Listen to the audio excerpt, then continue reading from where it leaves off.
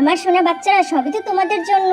চাচি, আমার খুব ক্ষুধা লেগেছে আর তাই আমি ভয়ে ভয়ে খাবার নিতে যাই। ঠিক তখনই, আরে তুই এই খাবার হাত লাগাস, তোর তো সাহস কম নয়। এই অকর্মার বাবা আমাদের কাছে ছেড়ে চলে গেছে। ঠিক তখনই অঞ্জলি কেঁদে ওঠে। চুপ কর বলছি, এখন তোর আর কোনো কিছু খাওয়ার দরকার নেই। যা সব জামা কাপড় পরিষ্কার কর। বাবা, তুমি আমাকে ছেড়ে কেন চলে গিয়েছো? আর তখন আমার চাচাতো ভাইয়ের সাথে ঝগড়া শুরু হয়। এরপর, অঞ্জলি তুই আমার বাচ্চাকে কেন মারলি? আজকে তোকে ছাড়বই না। আর ঠিক তখনই একটা হেলিকপ্টার সবাইকে দৃষ্টি আকর্ষণ করে। অবশেষে আমার ফকির ভাই এত ধনী কিভাবে হয়ে গেল? আমার বাবা আমাকে নিতে চলে এসেছে। তোর বাবা আছে না?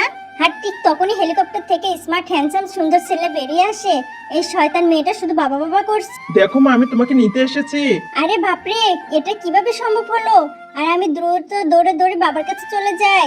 বাবা, তুমি আমাকে ছেড়ে কেন চলে গিয়েছিলে? তাহলে আমাকে মাফ করে দাও না, আমার অনেক বড় ভুল হয়ে গেছে।